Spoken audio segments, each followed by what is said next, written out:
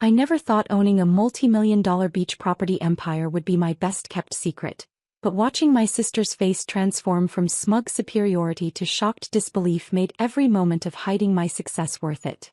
Before I tell you how my carefully maintained facade crumbled in the most satisfying way possible, let me know in the comments if you've ever been underestimated by family.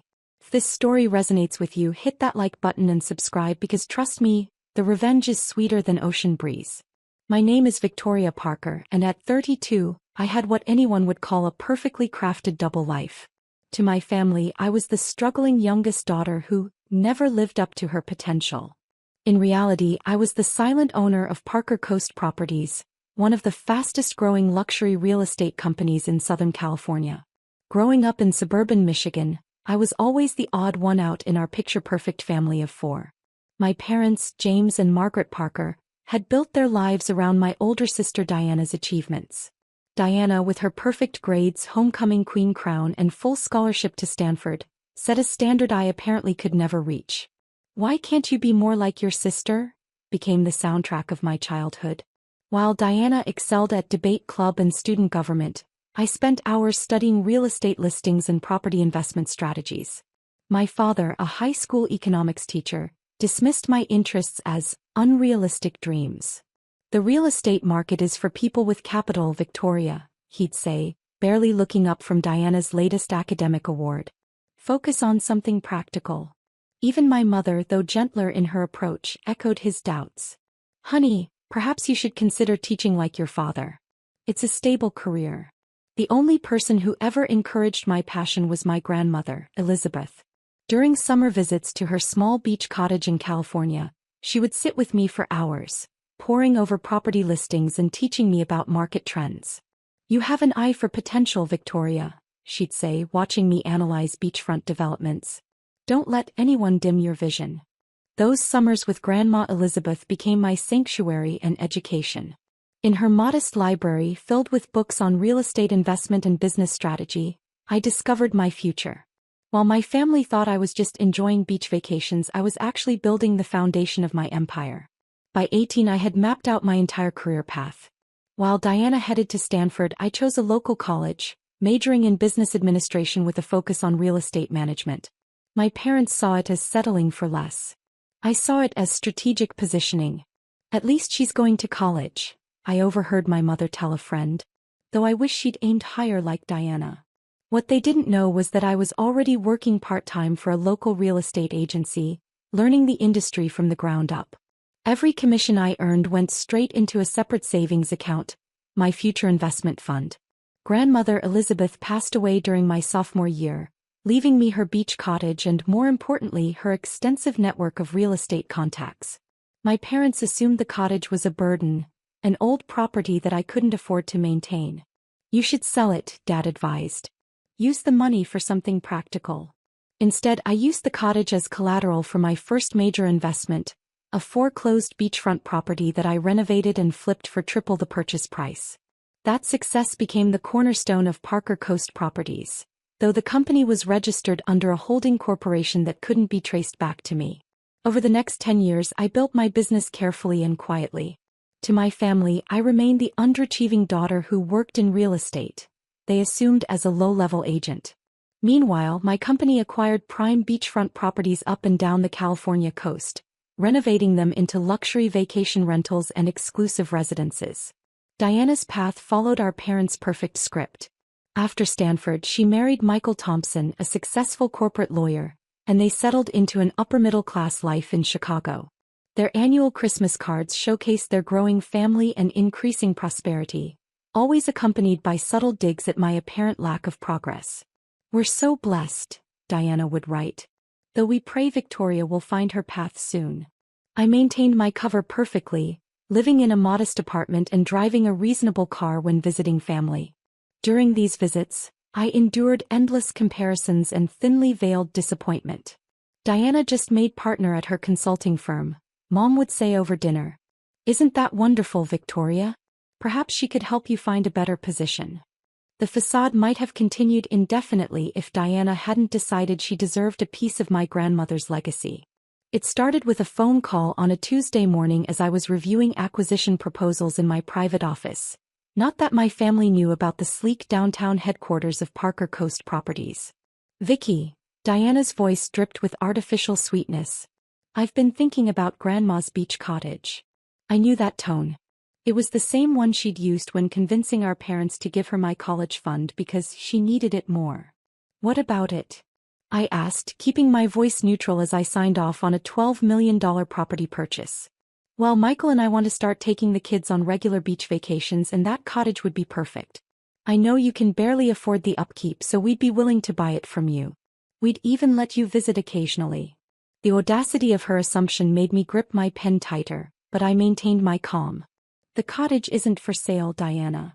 Don't be difficult, Vicky. We both know you're struggling. Michael and I would offer a fair price, and you could use the money to finally get your life together." Before I could respond, she continued with what she clearly thought was a generous offer. "We're planning a family vacation next month. Why don't you join us? We can discuss the details then. I've already found the perfect rental property right near the cottage." That's when I realized Diana had already booked one of my company's luxury beach houses, though she had no idea it belonged to me. The irony was delicious. "Which property?" I asked, already knowing the answer. "The Azure Cove Villa. It's gorgeous, 6 bedrooms, private beach access, infinity pool. Obviously way out of your price range, but you can stay with us since you're family." The Azure Cove Villa was actually my personal favorite among my properties, a $15 million estate that I'd renovated myself. The fact that Diana had unknowingly rented it from me while simultaneously dismissing my success was almost poetic. "Sure," I said, a plan forming in my mind. "I'd love to join you." "Perfect. Mom and Dad are coming too. It'll be just like old times." As I hung up, I looked around my office with its wall of awards and acquisitions. For 10 years I'd hidden my success to avoid family drama. But perhaps it was time for the truth to come out, in the most spectacular way possible. The next few weeks passed in a blur of preparation. I coordinated with my property manager, Sarah, to ensure everything would be perfect for the upcoming revelation. "Are you sure you want to do this?" Sarah asked as we reviewed the arrangements. "Once they know, everything will change." "It's time," I replied, thinking of Diana's condescending tone. "They need to see who I really am." The day of the family vacation arrived with picture-perfect weather. I drove my modest car to the Azure Cove Villa, arriving just after my family. Diana, Michael, and their 3 children were already exploring the property while our parents unpacked their luxury SUV. "Victoria," Mom called out, her tone carrying familiar disappointment. "Couldn't you have dressed more appropriately for the beach?" I looked down at my simple sundress, hiding a smile. They had no idea it was a custom-made piece that cost more than their car. "Leave her alone," Diana said with false generosity. "Not everyone can afford a proper vacation wardrobe." The next hour was a parade of subtle jabs and patronizing comments as Diana showed off her vacation home, acting as if she owned the place. Mom and Dad oohed and awed over every feature, while Michael made pointed comments about his recent bonus. "The rental agent is coming by to give us a proper tour," Diana announced as we gathered on the terrace. "Though Victoria, you might want to make yourself scarce. We wouldn't want them to think we're exceeding the guest limit." That was my cue. I pulled out my phone and sent a quick text to Sarah. Everything was about to change. The doorbell rang and Diana rushed to answer it, ready to play the role of wealthy client. I heard Sarah's professional voice in the foyer. "Good afternoon, I'm here to welcome the guests of Azure Cove Villa." "Yes, that's us," Diana said proudly. "We're so excited to be here." "Wonderful," Sarah replied, stepping onto the terrace. "I just need to confirm some details with the owner first." Diana's smile faltered slightly. "Oh, is the owner coming by?" Sarah's eyes met mine and she smiled. "The owner is already here." The silence that fell over the terrace was deafening. Diana's perfectly maintained smile froze as Sarah walked directly toward me, portfolio in hand. "Miss Parker," Sarah said professionally, though I caught the slight gleam of anticipation in her eyes. "Everything is prepared according to your specifications. Would you like to conduct the property tour yourself?" Diana laughed nervously. "There must be some mistake. My sister Victoria is just visiting. She could never afford." "Actually," I interrupted smoothly, standing up. I think it's time for some honesty. I turned to Sarah. Could you bring the property portfolios from the car? As Sarah left, my family stared at me in confusion. Mom clutched her designer handbag like a shield, while Dad's expression wavered between disbelief and dawning realization. What's going on, Victoria? Michael demanded, his lawyer instincts clearly sensing something big was about to happen. I walked to the floor-to-ceiling windows overlooking the Pacific, remembering how I'd personally selected every detail of this house during its renovation. You know, Diana, when you called about Grandma's cottage, it made me realize something. I've been hiding who I am for far too long. Sarah returned with a sleek leather portfolio bearing the Parker Coast Properties logo. My family's eyes followed it as I placed it on the glass coffee table. 10 years ago, I continued opening the portfolio. I started a company. Today, Parker Coast Properties owns 37 luxury beachfront properties across Southern California, including this one. I gestured to our surroundings. Total portfolio value, just over $400 million. The only sound was the distant crash of waves and my mother's sharp intake of breath. Diana's face had drained of color. That's impossible, she stammered. You're just a real estate agent. I smiled, pulling out the company financials. Actually, I'm the founder and CEO. Everything you see here, the infinity pool you admired, the imported marble countertops, even the artwork in the foyer, I personally selected during the renovation. Dad stepped forward, his economics teacher instincts kicking in. Show me, he demanded, reaching for the portfolio. For the next 30 minutes I walked them through my empire. The property acquisitions, the renovation projects, the rental income streams, everything I'd built while they assumed I was failing. But, how? Mom finally asked, her voice small. Where did you get the startup capital? Remember Grandma's cottage? The one Diana thinks I can't afford to maintain. I pressed a button on a remote and a large screen descended from the ceiling. This is what I did with my inheritance. Images appeared showing the transformation of Grandma's modest cottage into a boutique luxury rental property. It generates $40,000 per month in peak season. That was just the beginning. Michael, ever the lawyer, was scrutinizing the financial statements. These profit margins are impressive, he admitted grudgingly. But why keep it secret? I thought back to all the family dinners where they dismissed my career, the Christmas cards full of subtle digs, the constant comparisons to Diana's successful path. At first, it was about proving to myself that I could do it without anyone's help or interference. Then, as the company grew, I realized something. Your underestimation of me was actually an advantage. No one questions the struggling sister. No one looks too closely at her business dealings. It was the perfect cover. Diana, who had been uncharacteristically quiet, suddenly found her voice. So all this time when we were trying to help you, offering you opportunities, you were what? Laughing at us? Help me. I repeated incredulously. You mean like trying to pressure me into selling Grandma's cottage? Or suggesting I needed Diana's connections to find a better position? Sarah, who had been quietly observing, chose this moment to interject. Ms. Parker, the property tour is scheduled to begin. Should I proceed with the full portfolio presentation? I nodded, watching my family's reactions carefully. Yes, I think it's time they saw everything. What followed was a meticulously planned revelation of my entire real estate empire. Sarah pulled up detailed presentations of each property, including the private beach clubs, the luxury vacation rentals, and the exclusive residential developments. This is our latest acquisition, Sarah explained, displaying images of a stunning cliffside estate. Purchased last month for $28 million. Ms. Parker personally oversees all major property decisions. My parents, who had once dismissed my real estate dreams as unrealistic, sat in stunned silence as the true scope of my success became clear. But your apartment in Michigan, Mom protested weakly. Your old car. A cover, I explained. My real residence is the penthouse in our Newport Beach development. As for cars, I smiled. Sarah, could you show them the garage? The screen displayed the underground garage of my actual home, where my collection of luxury vehicles sat gleaming. Diana's husband Michael actually whistled at the sight of the rare vintage Aston Martin. The modest car I drive to family events is just for appearances, I explained. Like everything else you thought you knew about my life. As the presentation continued, I could see the shift in my family's dynamics happening in real time. The confidence with which Diana had walked into the villa was crumbling. Dad's dismissive attitude had transformed into something approaching respect, while Mom seemed torn between pride and embarrassment. "There's one more thing you should know," I said, saving the biggest revelation for last.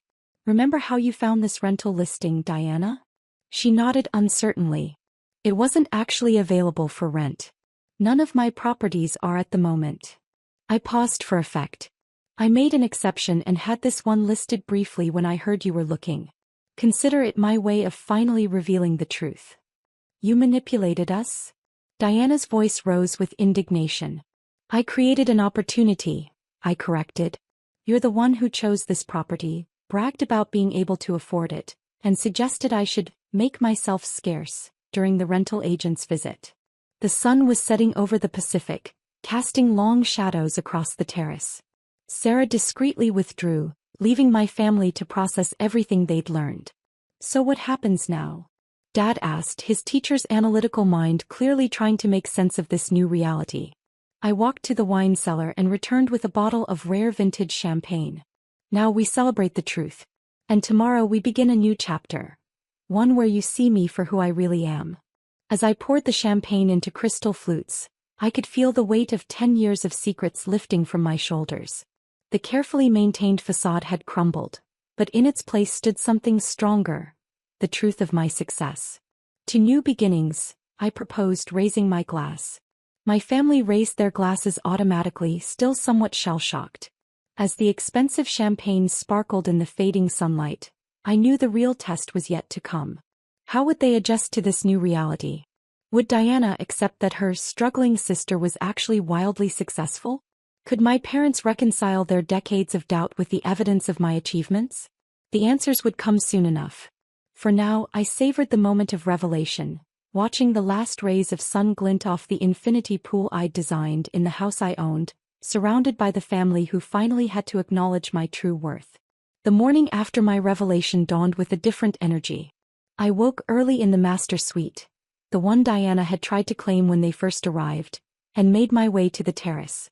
The ocean stretched endlessly before me, a reminder of how far I'd come from that little girl studying property listings in Grandma's cottage. The sound of footsteps made me turn. Dad stood in the doorway, looking somehow older in the morning light. "You're up early," I said, gesturing to the coffee maker I'd already started.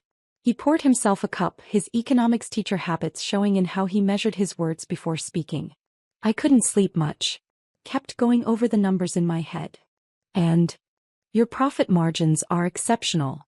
He paused. "I spent years telling you to be more practical, to think smaller. I was wrong." Coming from my father, this admission was seismic. Before I could respond, Mom appeared, already dressed for the day but missing her usual polish. "Victoria," she began, then stopped, seemingly unsure how to continue. The woman who had always known exactly what to say to highlight my shortcomings was now speechless. "Good morning, Mom," I said calmly, pouring her a cup of coffee. "Sleep well." She accepted the cup with trembling hands. "I kept thinking about all the times the things we said to you." "You mean like suggesting I should consider teaching because it's stable?" I couldn't resist the small dig. Mom's face flushed. "We thought we were helping. Protecting you from disappointment. By constantly disappointing me yourselves?" The silence that followed was heavy with decades of misunderstandings and missed connections. "I reviewed your company's portfolio again last night," Dad said, pulling out his reading glasses and some notes he'd made.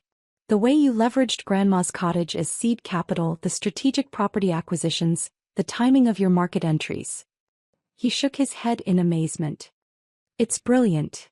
Seems those unrealistic dreams paid off after all," I replied, watching his expression carefully. Before he could respond, Diana emerged onto the terrace, looking less put together than I'd ever seen her. Michael trailed behind, clutching his phone like a lifeline. "I just got off the phone with our financial advisor," Michael announced without preamble. "Trying to understand how we missed this. Your company's market position is remarkable." Diana shot him a look that could freeze hell. "Really, Michael? You're impressed by her deceiving everyone for years." "Diana," Mom started, but I held up my hand. Let's address this directly, I said, turning to my sister. You're upset because I hid my success.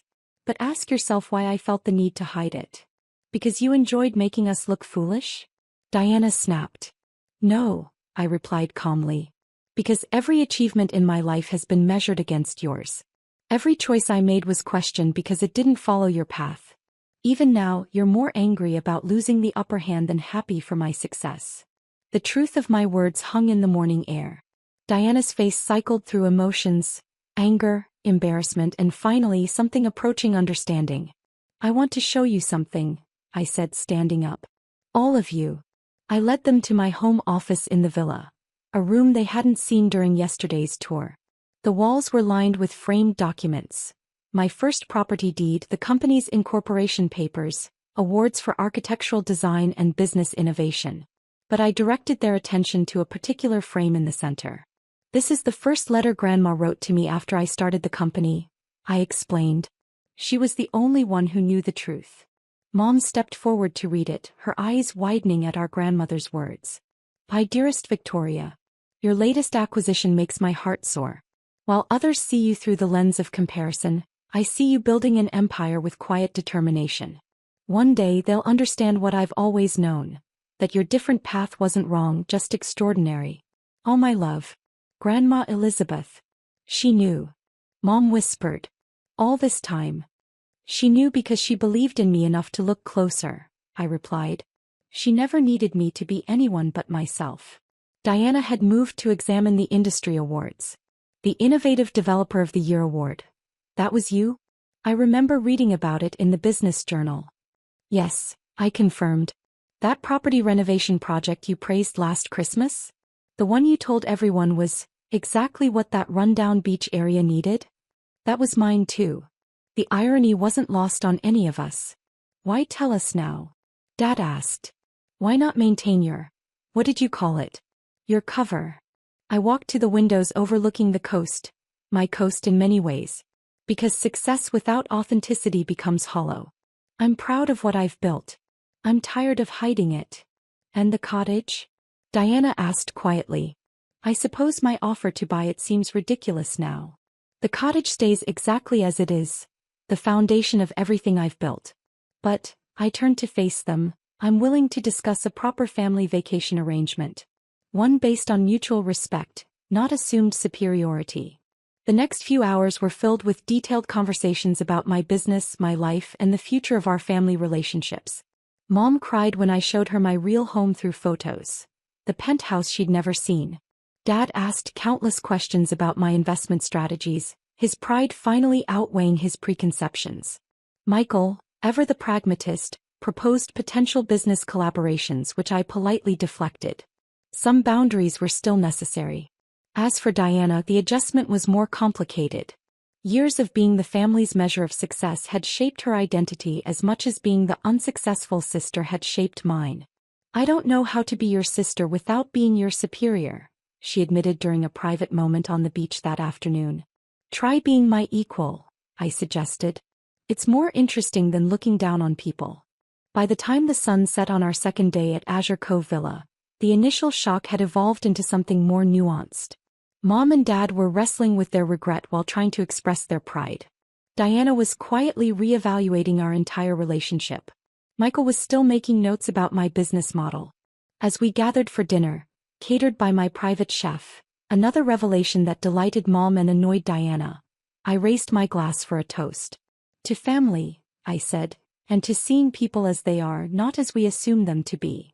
The echo of "to family" around the table carried different weights for each person. For Mom and Dad it was tinged with remorse and hope. For Diana, it was a reluctant acknowledgement of a new reality. For me it was liberation. Later that night, as the family settled into their rooms, I returned to the terrace. Sarah had stopped by with some company documents needing my attention. Actual work didn't stop for family revelations. How are you feeling? She asked as I signed the papers. Relief? Regret? I considered the question, looking out at my carefully built world that was no longer a secret. Authentic. Finally. And your family? They're adjusting. It's not perfect, but it's real. That's worth more than any property in our portfolio. As Sarah left, I received a text from Diana. Can't sleep. Too many thoughts. Coffee tomorrow? Just us. I smiled, typing back, yes. I know a great little beach cafe. I own it. The response came quickly, of course you do. Show off. It wasn't quite an apology, but it was a start. A new chapter where success didn't have to be hidden and family relationships could be rebuilt on a foundation of truth rather than assumptions. Looking out at the moonlit ocean, I thought about Grandma Elizabeth and how she'd encouraged me to follow my own path. She'd known that sometimes the greatest success isn't just in achieving your dreams, but in finally being able to share them. If you've ever been underestimated, dismissed, or pushed to hide your light, remember this. Success doesn't need to follow someone else's path. Your journey might be different, might need to be hidden for a while, but when the time comes to reveal your truth, make it count. Have you ever had to hide your success from family? Or felt the need to downplay your achievements to keep the peace? Share your story in the comments below. And if this journey of hidden success and sweet revelation resonated with you, don't forget to like and subscribe for more stories about triumph over underestimation. Remember, sometimes the greatest power lies not in proving others wrong, but in finally letting them see exactly who you are.